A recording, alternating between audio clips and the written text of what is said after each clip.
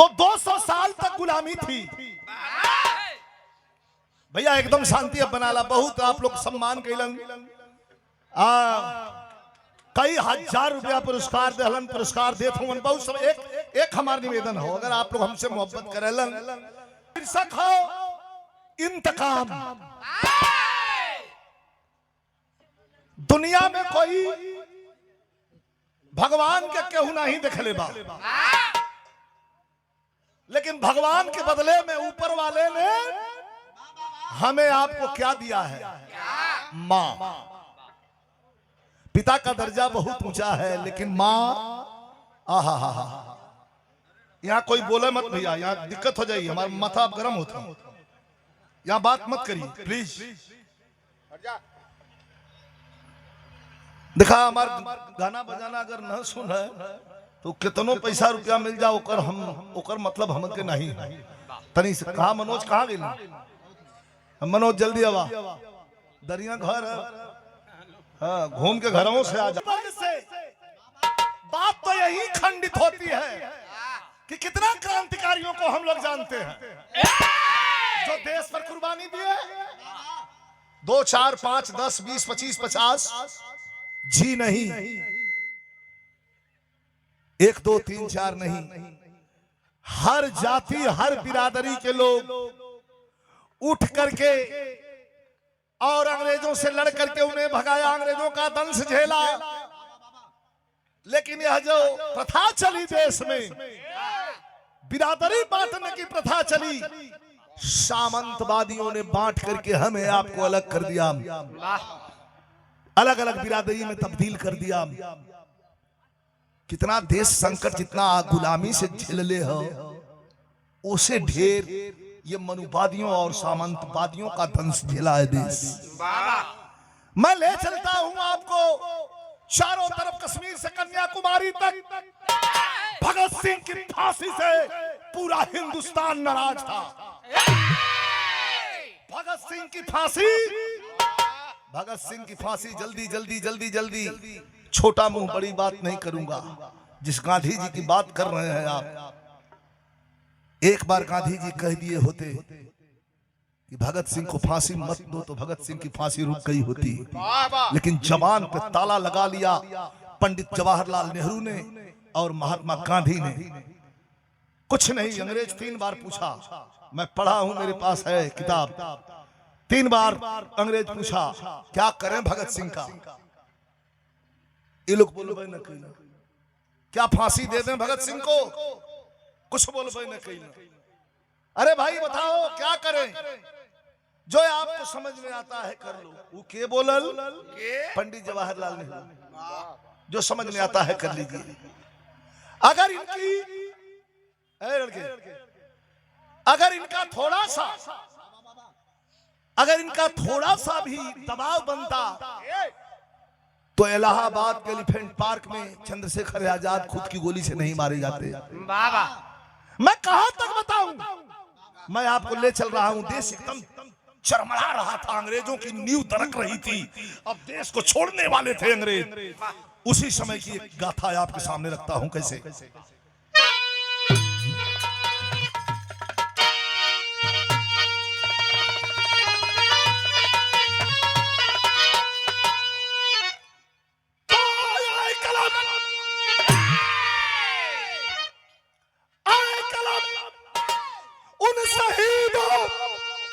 जयकार कर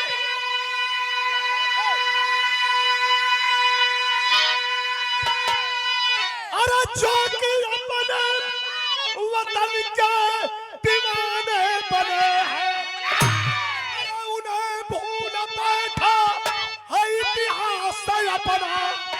अरे जो क्रांतिकारी परवाने बने हैं, भुलाता नहीं है हमें सन 28। अरे लहू सब चढ़ाया था भारत हमारा।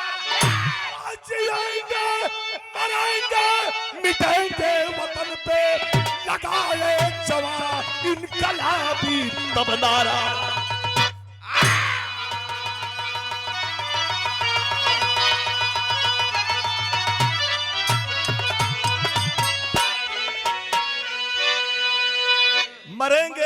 मरेंगे जिएंगे वतन पर। एक बात मैंने आपसे पहले ही कहा कि जिस तरफ जवानी चलती है उस तरफ जमाना चलता है। 18 साल, 16 साल, 18 साल, 20 साल, 22 साल, 24 साल के लड़के हाथ में तिरंगा झंडा लेके निकल पड़े थे। सालों छोड़ दो हमारी धरती, ये गुलामी हमें मंजूर नहीं कह के जवान चले थे। तो का कह के चलल हलन केवल बिजनेस के लाइन है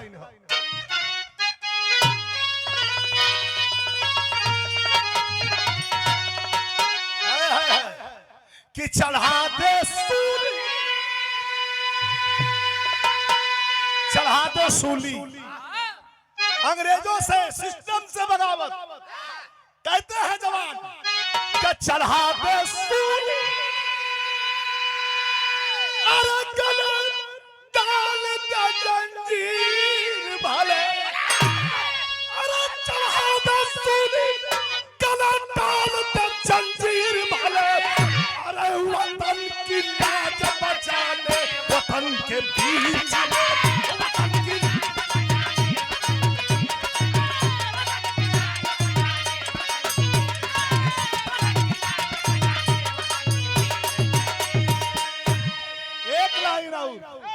कि धरा की गोद में, धरा की गोद में अरे ऐसे रणधीर पले, अरे धरा की गोद में ऐसे रणधीर पले, अरे वतन की लाज बचाने वतन के बीच।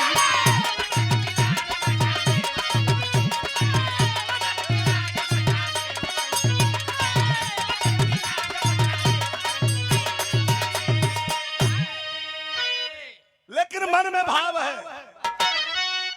आजादी जन्म सिद्ध है अधिकार हमारा।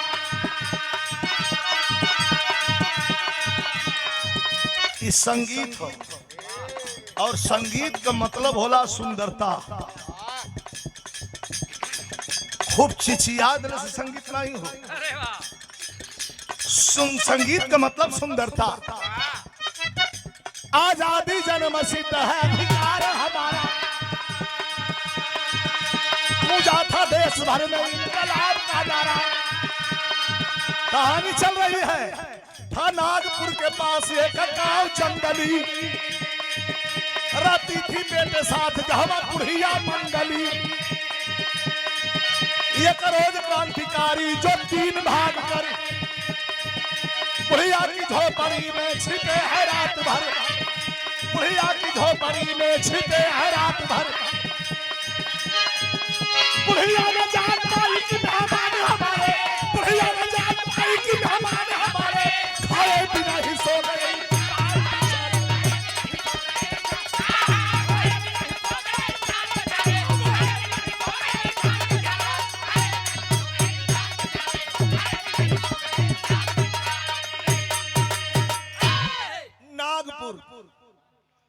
नदी के तटवर्ती इलाका, एक माँ अपने एक बेटे 22 साल के बेटे को लेकर के, कहानी स्टोरी फिल्म जैसी चलेगी, जरा ध्यान दीजिएगा। अपने बेटे को लेकर के और दिन बिता रही है। गरीबी है, अनाज कम हो, पेट का भूख कम नहीं बा, थोड़ा मोड़ा खेती रहल। 22 साल का लड़का खेत में फसल अगोरत रहल, घरे में नदी के किनारे घर रहल। कुछ बुखार में है माई मंगली, घरे में सुतल है। कभी जी कहते हैं एक रोज क्रांतिकारी जो 3 भाग कर, रात को 10 बजा है और 10 बजे 3 लोग बुढ़िया के घर में प्रवेश किए। भीतरा वाला घरवा में माई मंगली सुतल रहल। सोचलस कि डकैत चोर हूँ, फिर हंसा लगल। बुखार में रहल, कह कि चोर हमारे घरे में का है यह कि लिए लगत था कि कोनो ही ताई न ताई कहूँ, केहू का लई कहूँ माई तो माई मत न सोचेले, केहू का लई कहूँ का करी, उठ के कुछ खिया पिया दें का। लेकिन माई सोचत है तीनों अइलन जवन उनका नाम बता दें आप लोग सुन ले जाके राजगुरु सुखदेव और चंद्रशेखर आजाद। पुलिस पीछा कैले रहल, भाग के तीनों आए के माई मंगली के नदी तैर के और माई मंगली के झोपड़ी में रात बितावे के सोचत रहलन। जब ने ओरा बोरा मिलल लेवा कथरी बिछा के और झोपड़ी में सुत गइलन। कहलन 2-3 घंटा के बात बा, 3-4 बजे तो धीरे से निकल जाए। लेकिन माई मंगली सुतल है अंदर। भैया आवाज में, माई मंगली सुतल है अंदर। देखा थे कि 3 ठे अइलन है, कुछ बिछावत ओढ़त सुतत होवन। टिम टिम टिम टिम भीतर वाला घर में बत्ती जलत बा, बाहर अन्हार है। लेकिन का सोच रहे हो मास्टर उ माई?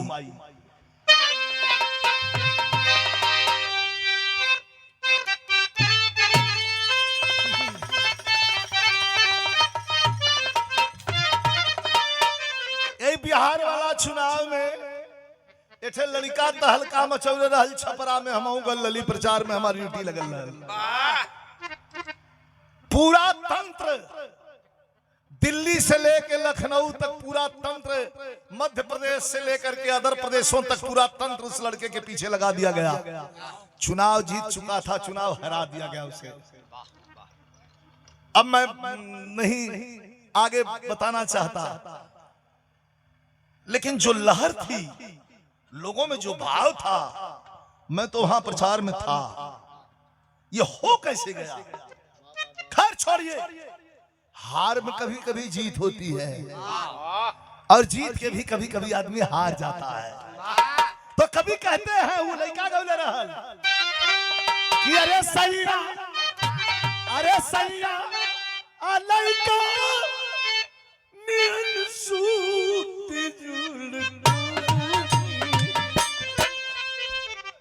अदिया के अजोरा में ना। तीनों बारवा सुतल होन माई भीतरा हम मंगली सोचत बका कि माई, अरे माई आ दुखावा मेरा दिया बितावत बाड़ी, सपना सजावत बाड़ी हो।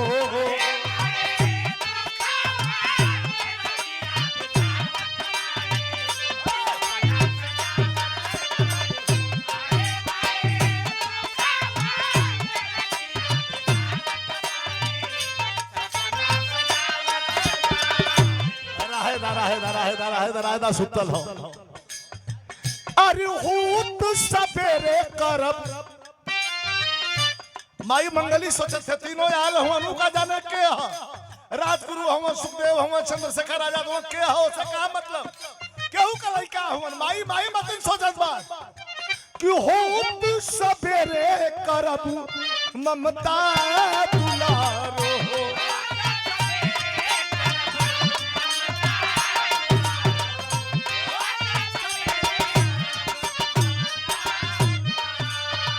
अरे कवनो चमनवा कहोई बहारो हो।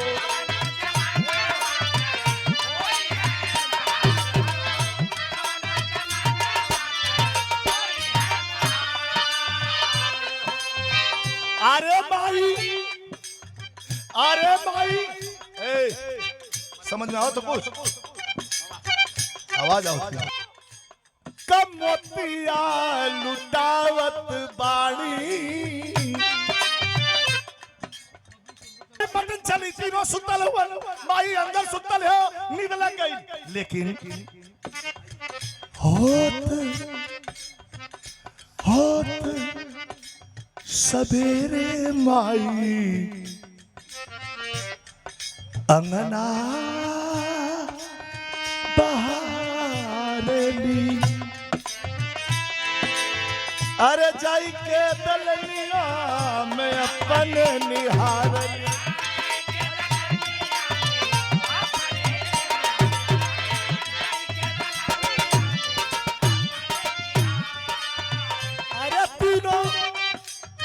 अरे तीनों चली गई सुआ गिरावत बाड़ी, तीनों चली गई सुआ गिरा।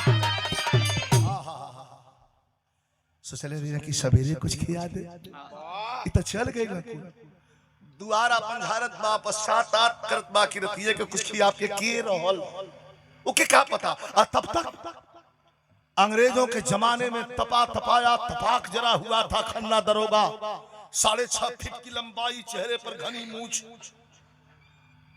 4 सिपाहियों को लेकर के पिस्टल बगल में लिया, माई मंगली के दरवाजे पर अपनी गाड़ी ला करके जीप गाड़ी खड़ा कर दिया और कहा कि अरे बुढ़िया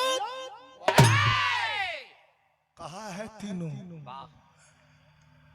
कहे कौन तीनों साहब के, करे वही तीनों जो रात में, भैया आवाज ना हो प्लीज प्लीज, ए भैया तेरे राहे दा इनाम उनाम बन के डाल तनी से 10 मिनट गावे दान कहा तीनों, का कौन तीनों, अरे वही तीनों जो रात को तेरे घर में रात बिताए हैं, जानती हो तीनों कौन है, का जनी साहब हम नहीं जानी, करे वही तीनों राजगुरु सुखदेव और चंद्रशेखर कहा है। झाड़ू फेंक दलस बुढ़िया, तमतमा के टाइट होकर खड़ी हो गई, कहो साहब हमार राजगुरु सुखदेव और चंद्रशेखर भैया हमारे घर में आ नहीं झूठ बोलत हुआ साहब, कहाँ आए थे, कहाँ है तीनों को पकड़वा दे। बुढ़िया रोवे लगल, दरोगा समझी ना पावत बा कि रोवत काहे बा, लेकिन काहे बद रोवत बा आप लोग देखन, कहत बा दरोगा जी से हाथ जोड़ के मंगली माई का कहला,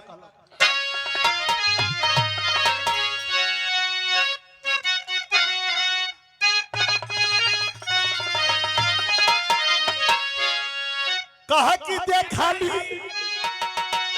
रोवे लगल, कहलस कि देखा ली न शेखर के सकलिया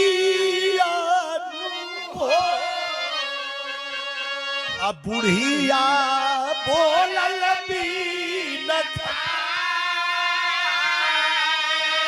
कहा कि कैसे अरे चलावला, कैसे चलावला गोलिया हथिया चरा बिछाए,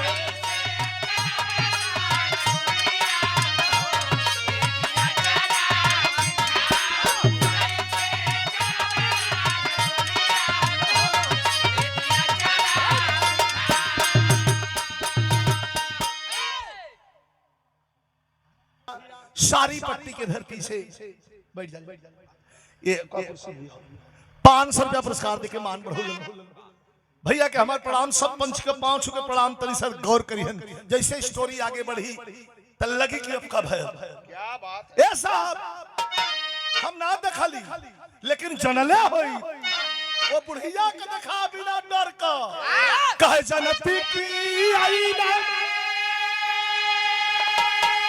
अरे चंद्रशेखर पाया ना दिया तो दूधवा पियावती बैठा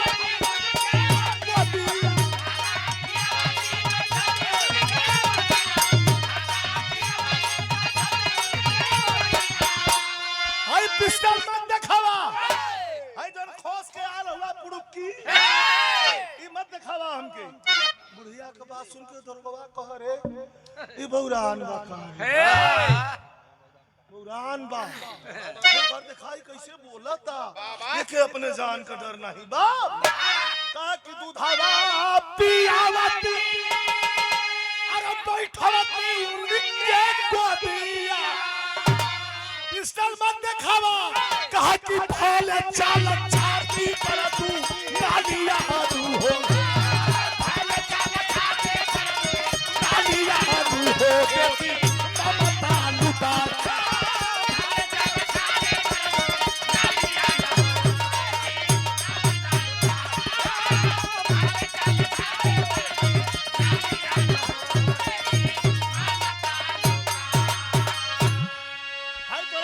हम डरा थे, अगर जन हो कि हमारे भैया चंद्रशेखर राजगुरु सुखदेव हे गरीब की कुटिया में आल हूं तो दूधवा पियौती बैठौती उनकी गोदिया, भले चलत छाती पर दुनलिया न हो, दे तो ममता लुटाए। अरे क्रोध में एकदम कांपा लगल। खन्ना दरोगा कहे अरे तनिक भय नहीं है तुझे? वहीं से दौड़ल हो जीप की तरफ और निकाल के हंटर कोड़ा हो। कोड़ा हम कह दिली आप लोग सुन ले।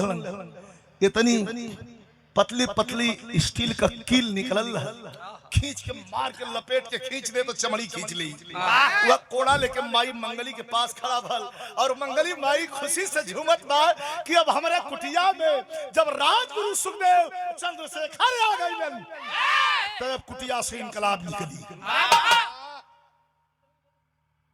कालन की तो बड़ा बुरा करिया कैलस का उतरोगा मास्टर खन्ना।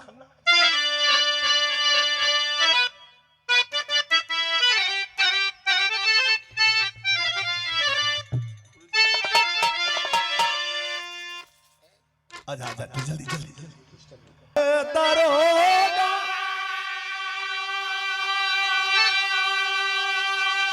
अरे उस बार बन के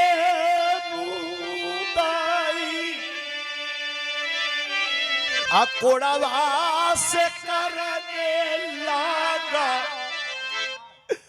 वार बन के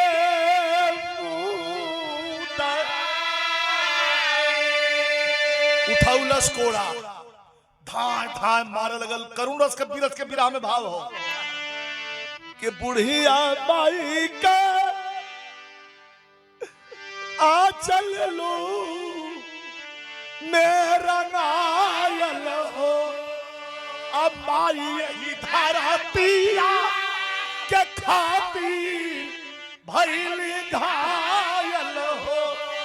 अरे चला पिया, अरे चला पिया दरोगा कई के मार बन के मुदाई।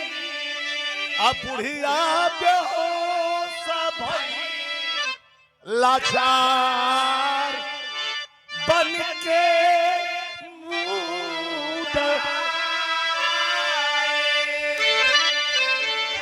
ओहो इतना कूड़ा कि पूरी शरीर लहू लुहान हो गई। 62-65 साल का मंगली माई धरती पर गिर के बेहोश हो गई। चल दिया जीप लेके अंग्रेजों का दरोगा खन्ना। लेकिन घंटों बाद बिरहा में जलजलाया गया। जरा दिखिएगा काट के लकड़ी जंगल से बुढ़िया का बेटा आया है। 22 साल का ऊपर लड़का सूरज जौने के बसौले रहल कि अंग्रेजन के नजर न पड़ जा। कुल नीक छाती देखा, मुसुक पल्ला बढ़िया देखा, बढ़िया हैंडसम आदमी देखा तो ओके बंद करके जेल में तोड़ दे, नहीं तो ओके मार दे, नहीं तो ऐसा काम में लगा दे कि एक रोटी टुकल छुल डाल दे के उनके खत्म कर दे। ऐसे आदमी अपन कमात खात कैसो छिप के डर की बितावत रहल। काट के लकड़ी जंगल से बुढ़िया का बेटा आया है। उस रक्त रंजिता माता को गोदी के बीच उठाया है। आंखों में आंसू आ गया, रोने लगा। अम्मा तुमने जैसे कहा वैसे मैं बिताया, किसी से पलट के बात नहीं किया। तू कहेलू के घरे मत रहा तो घरे नहीं रही, कहेलू के खेत में रहल करा कोनो पुलिस दरोगा आ जाए भैया खेत में रहली। ये कौन तेरी हालत किया है माँ? पानी का छींटा दिया। माँ मंगली आँख खोलती है, अपने बेटे के चेहरे को एक बार देखती है और बोली बुढ़िया ए लाल मेरे। आंखों से आंसू लगातार चल रहा है। अपनी माँ को अपने गोद के बीच उठाया हुआ है। बोली बुढ़िया ए लाल मेरे, आजादी सुमन खिलाना तुम, लोहू के कतरे कतरे का चल के हिसाब चुकाना तुम। बेटा दुनिया के अंदर, बेटा दुनिया के अंदर समझो के है ईमान वतन, से प्यारी मातृभूमि और समझो के भगवान वतन। मैं जा रही हूं, मैं इस दुनिया से जा रही हूं। लेकिन याद रहे, खन्ना दरोगा को छोड़ना मत। तुझे यतीम करने वाला वही है। माँ तेरे ऊपर कोड़ा वही चलाया। हाँ बेटा, मैं एक राज और छिपाई थी मेरे लाल। तेरे बाप का भी कातिल यही खन्ना दरोगा है, आज के 6 बरस पहले मारा था। माँ तुमने बताया नहीं। यही से ठेठ भोजपुरी में कहा गया बा कि ज्यादा या बरा के अब्बर समझ के ऊपर पीछा मत करा, नहीं तो वो मुड़ जाई तो खतरा कह दी। ज्यादा अब्बर बा ओके रोज डंडा कैले हुआ झुरू आ घूम गयल काम कर दे। हां तो जान जा के वो बिना झुरवले मानी। अरे वाह,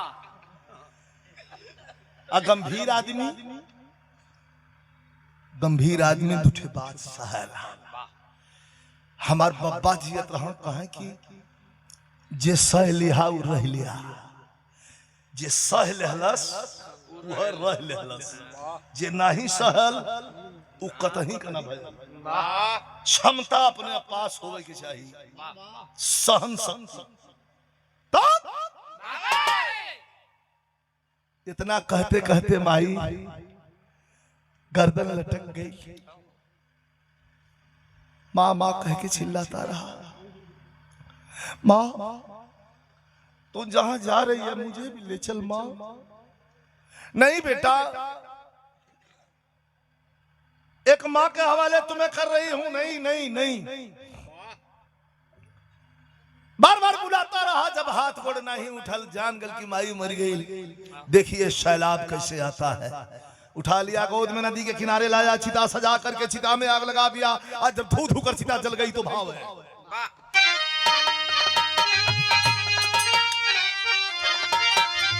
कि अरे बगावत वाली, अरे बगावत वाली आधी जब चली, अरे बगावत वाली आधी जब चली, अरे बाजा बिगुल क्रांति का झूमा टहली।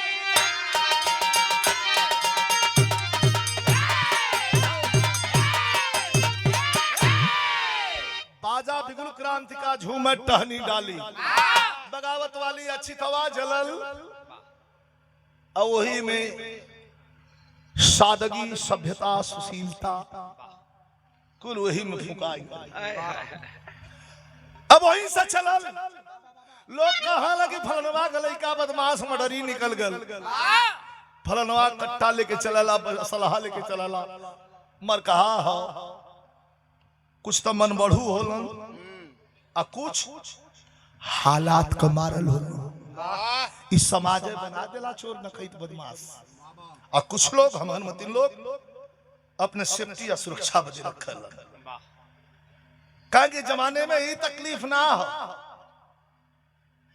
सबसे बड़ी यार तकलीफ ही हो कि आप काहे ठीक हुआ, यही से हम ठीक ना लगा। तो यार बहुत बढ़िया कुर्ता हो, ओके हम सियार न पाई, लेकिन पाई तो के फाड़ दे। ये दुर्भावना है। अब तक चलल जब चिता में आग लगा के आगे बढ़ल, बिरहा प्योर बीरस की तरफ बढ़ल है मास्टर।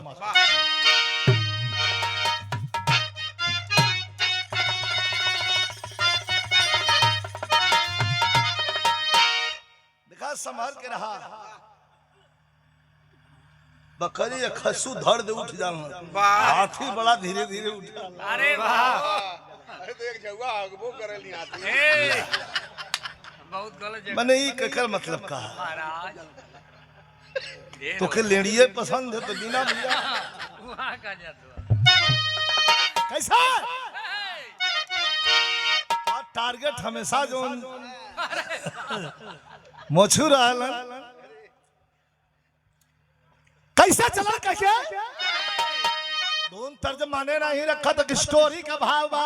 अम्माई के चिता में आग लगा के जब चलता ही है कहीं के चलल कि हम तूफानवा करब, अरे हम तूफानवा करब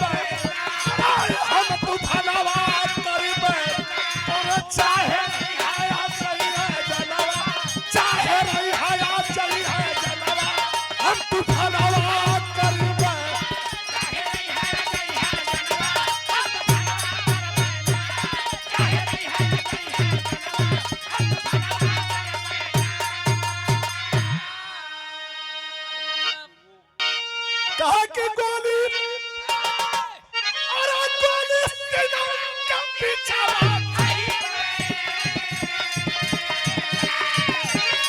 गोली सीना का पिछावा कहीं पे तू खबाई का हटाई पे अरे तू खबाई का हटाई पे गोली मारा सीना के चलाना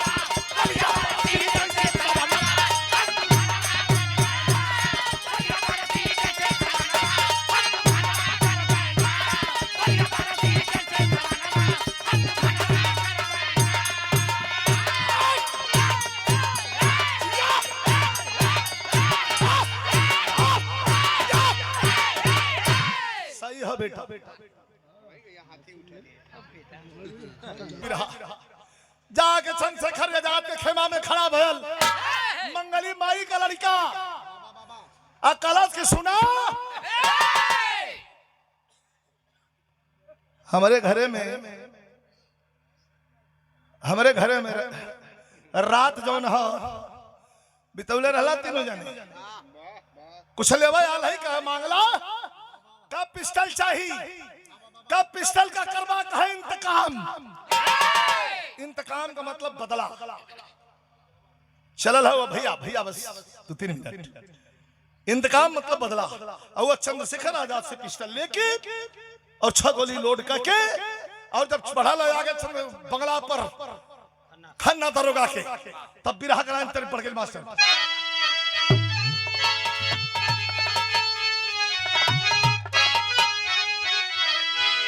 कि अरे मारा गोली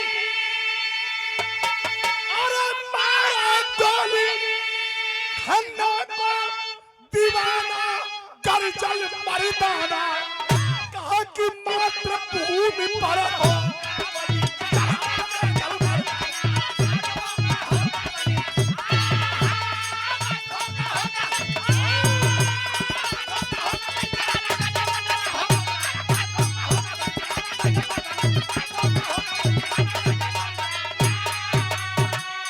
खन्ना दरोगा के बंगला पर पहुंचल जो वही बुलेट लेके बाहर निकल रहा था तार तार तार 3 गोली मर्रस हथियार असलहा रखले का मोल ना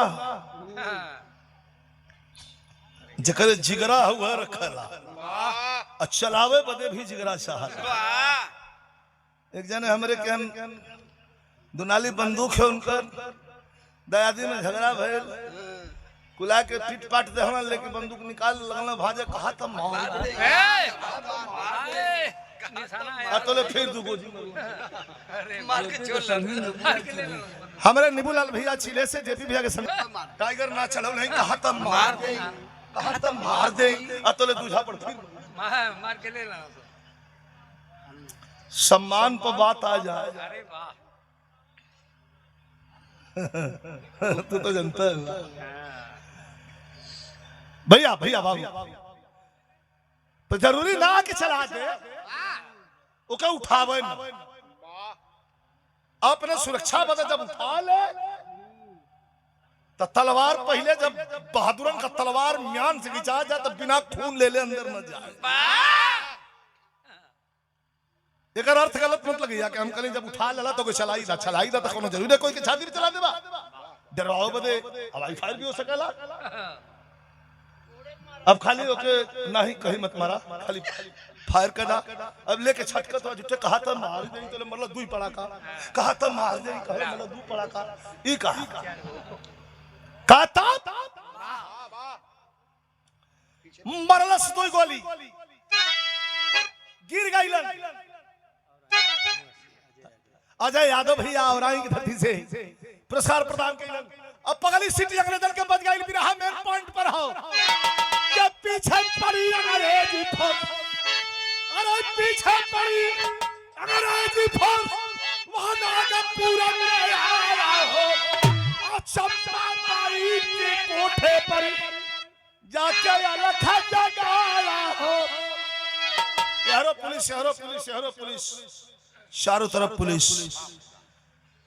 नागपुर चौमोहानी पर 3 मंजिला मकान रहल गौर से सुनी है बिरहा वही मकान के ऊपर चंपा बाई का कोठा रहे तबला के था पर बाई जी लोगन का नृत्य होत रहल। अब वही में पहुंचल कोठे के मालकिन चंपा बाई 65 साल का, जाके वही के पीछे बैठ गए हाथ जोड़ के।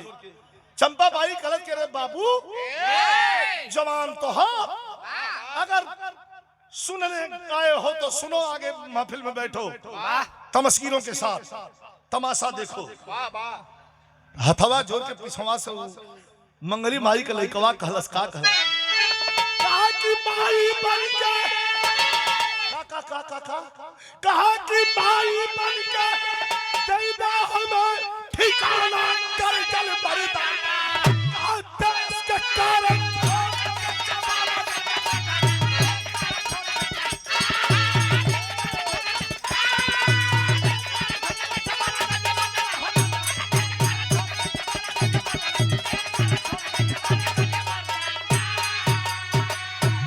और ये 200 रुपए का पुरस्कार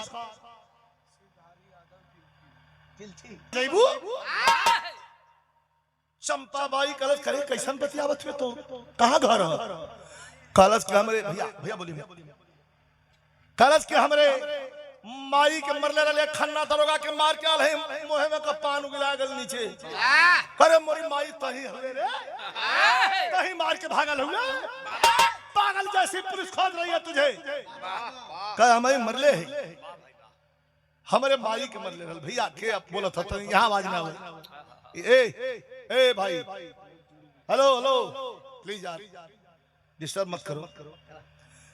हमारे माई के मरले रहे खन्ना दरोगा यहाँ बिना माई वाला कोई ना हो।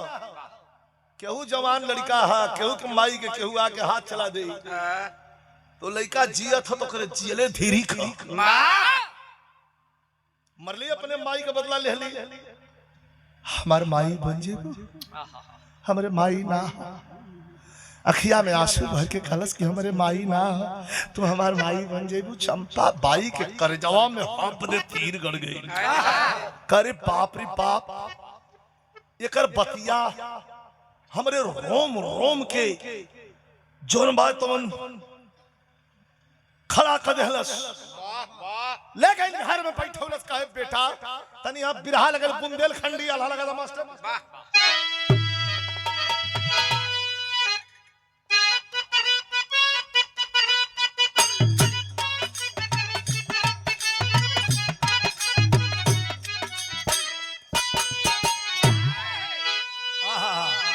कि देख बीर बालक का चेहरा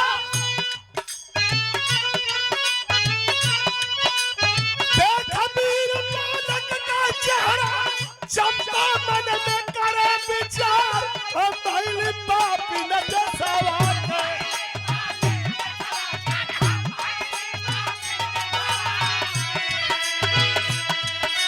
यह कैली देहिरा के व्यापार कब देश के काम लई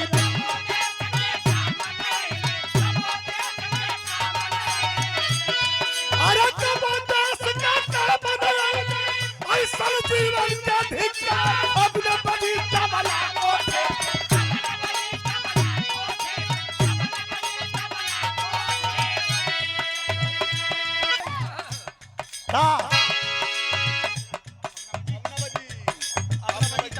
कहा कि अब न बनी तबला कोठे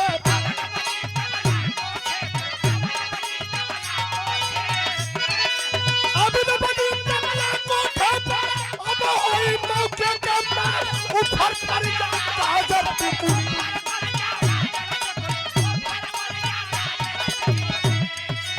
ऊपर पर जा सौक सिंगार ऊपर पर जा सौक सिंगार कहा अब न बनी तबला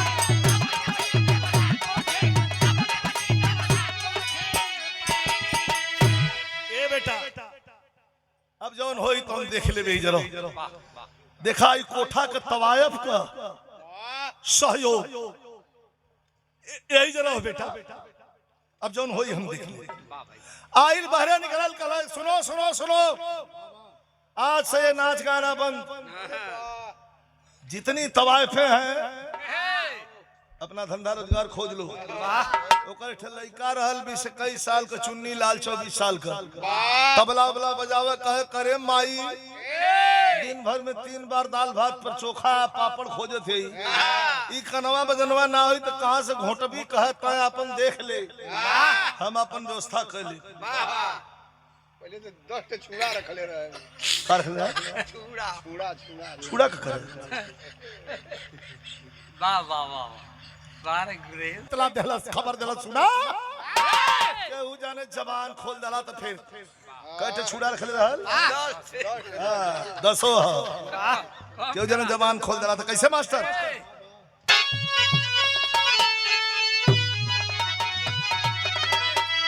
आई देखा रचना तेरा दूसर अरे दूसर खातिर फारे आमवा के डेरी आ दूसरे के खातिर बहल गंगा जी का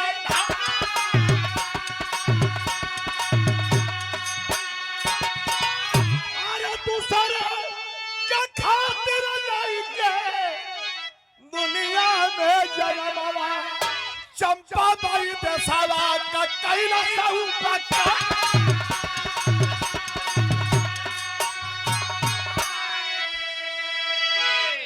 धोखा जब मिलला अपने से न मिलला। चंपा बाई के लड़का जन चुनी ललवा रहल तब लवा बजाओ वाला ओके नीक ना लगत हो। कई सरवा एक बहरा आंसू कहां से आगल माई माई के कहले हमरे मतरिया के त चंपा के बेटा जवन चुन्नी लाल रहल वही धनवा पर भेदावा बतावला करता ए भाई धनवा पर भेदावा बतावला करता चल दहलस थाना पर जाके दरोगा जी के सामने आखिरी पॉइंट गौर कर लिए जाके दरोगा जी से कहलस चंपा का बेटा चुन्नी ललवा कि दरोगा जी एक लेटेस्ट न्यूज लेके आल है। लेटेस्ट न्यूज हां ताजा खबर कह कैसर कहू जो लइकवा खन्ना दरोगा के मरले ह न दरोगा सजग हो गेला है कौन लइका ओ कातिल कहे हां बागी बागी कहू हमरे घरवा हां कल तने गोजी लिया तरे का गोजी करबा हो भैया का गोजिया लिया फिर सिपाही से मंगा के गोजी 5 गोजी मरलस गिर के पुख हो गई का काहे अम्मा मरतवा साहब हम तो बतावे ले कहला यही ना पुलिसिया हाथ है साले तुरंत कोठरी में बंद करन गले में पड़ल लो चिल्ला था कहर भारत मारे मारी मारी ये पुलिस के पहरे न जाए लखो राम कहा तब मारी रही कहा तब अरे बाप छोड़ी ना ओए में रोवत बा तो ले दरोगा का कैलस अंग्रेजन के दरोगा के चुन्नी के दरोगा बंद कैलस कोठरी में अब चली भैया अपने चंपा बाई के दुआर भैया चली भैया अपने चंपा बाई के दुआर तैया सूरज के भोजन करावत रही चंपा वही सूरज के भोजन करावत रही चंपा तैया पूछला दरोगा कहवा बेटा जब दरोगा जी पहुंचलन कोठे पर तो चंपा बाई थरिया में खाना सान के आए अपने हाथ से मंगली माई के लड़का सूरज की खाना खियावत हो। दरोगा जी हंसलन बड़ा जोर कहलन चंपा हाँ साहब आई बैठी अब तो नाच गाना यहाँ बंद हो गल कहा पता है तोर लइकवा कहाँ है कहे लइकवे के अपने खनवा खियावत है कहे ठेउरा आउर हो जलवा में बंद कैले है तो हम माई माई चिल्लात हो।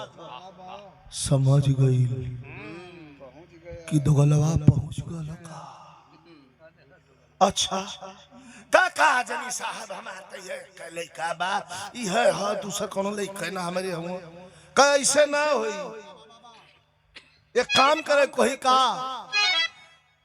के सूरज या चंपा के लेके आइला थाना भैया सूरज या चंपा के लेके आइला थाना वही जलवा से चुन्नी के ले आला निकाल वही जलवा से चुन्नी के ले आला हाय सूरज के चंपा बाई के लेके दरोगा जी थाना पा गेलन चुन्नी लाल के जेल से निकाल लेलन आ कहलन कि जब वो तोहार लइका है त एक ही है तनी चिरा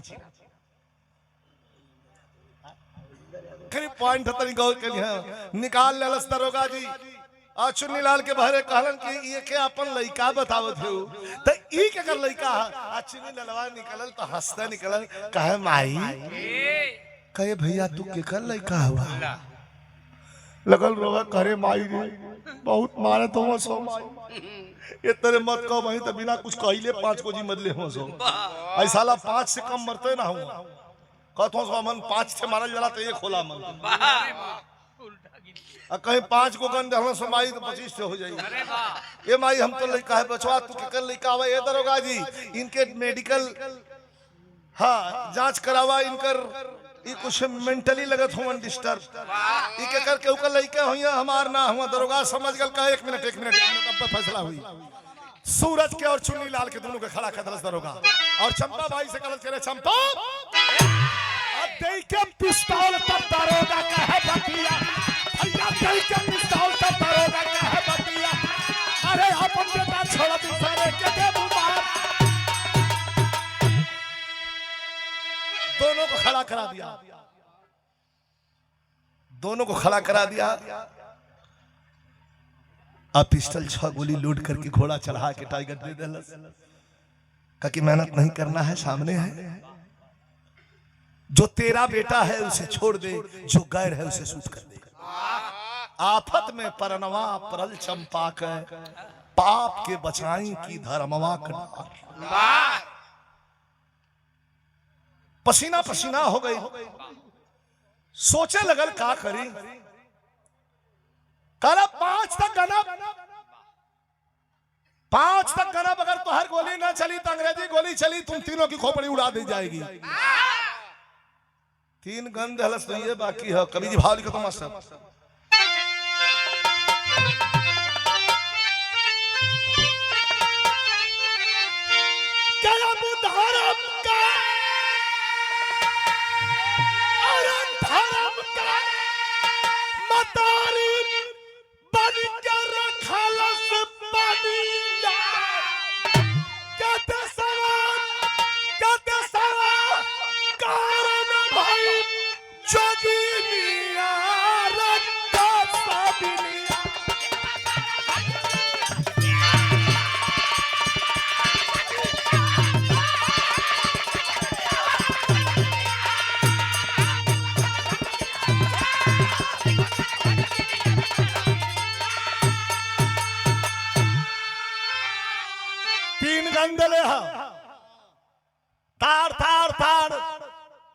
गोली चली 3 गन दिले ये गने की है सोचत हो सोचे चंपा यह चुन्नी रही के तबला ताल बजाई है अगर अपने बेटा चुन्नी लाल के छोड़ दे तई तबला बजाई है दिन भर घूम घूम निरोध बेची है खराब चीज थोड़ा ना अभी अच्छा सुरक्षा कवच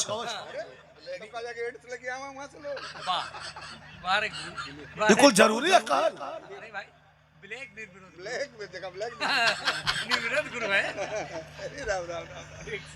हे भगवान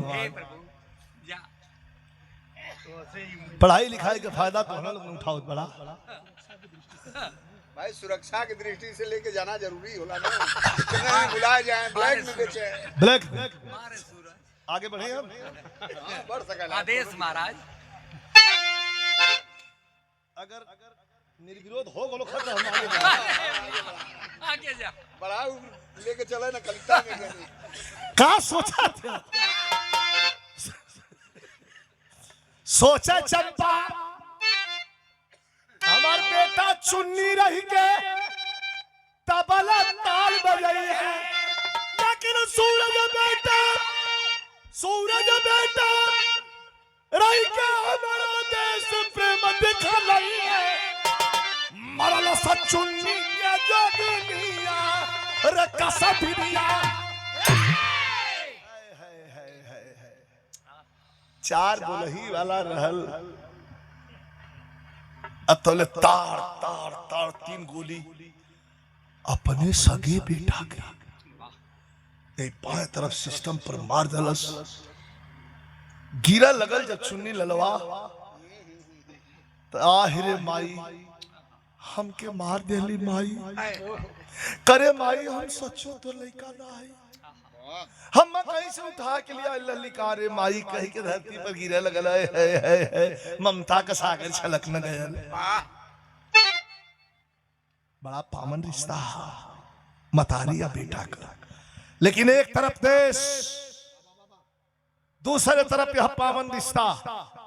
वह माँ चंपाबाई देश को चुनती है, बेटे को नहीं चुनती है। अगर हमार बेटा रही तो तबला बजाई, अटकसट काम करी, संगीत गाई, सूरज बेटा रही के हमरो देश प्रेम दिख रही है। भारत माँ से अगर आजाद करवाना जरूरी है, ये 200 साल की गुलामी को तोड़ने का प्रबंध यही हमारे बच्चे करेंगे, मेरा बेटा नहीं करेगा, चुन्नी लाल नहीं करेगा। जब आए है माई मार देली हम तो ममता का सागर छलक गल का कैलस, माई कही के चुन्नी गिर गए, चंपा तब घबराई, अरे पुत्र की ममता सह न सकी, गोली सीने में खाई कि माटी हो गई पता नहीं।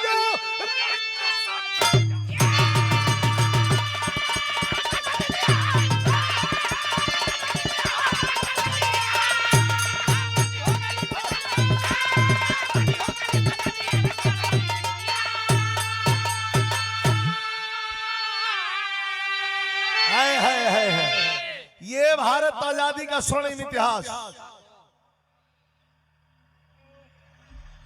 बहुत खून बहा है।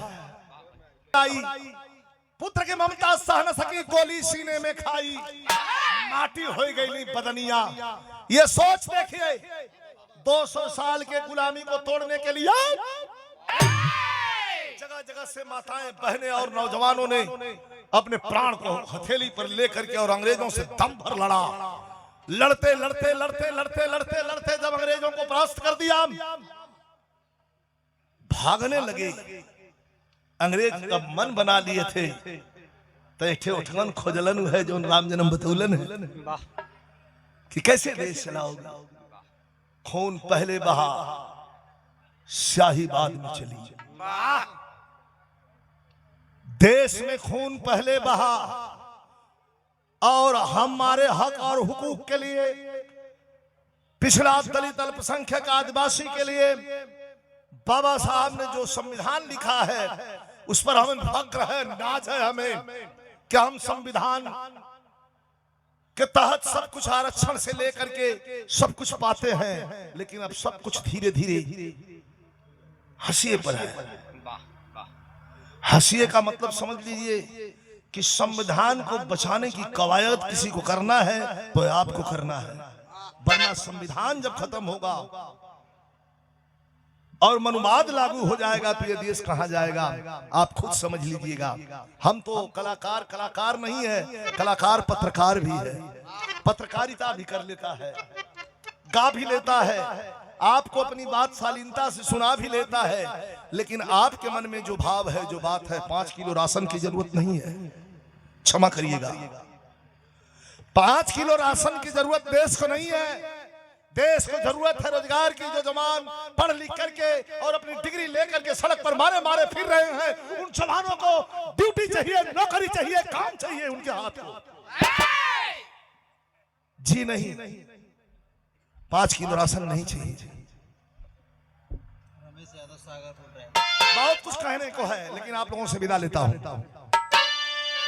गुरु बिहारी गुरु गणेश गुरु रामलाल की लीला, रामदेव चंद्रिका कबीर का जोर करी, बगावत वाली आंधी जब चली, रामदेव विजय लाल का बजल विजय की ताली।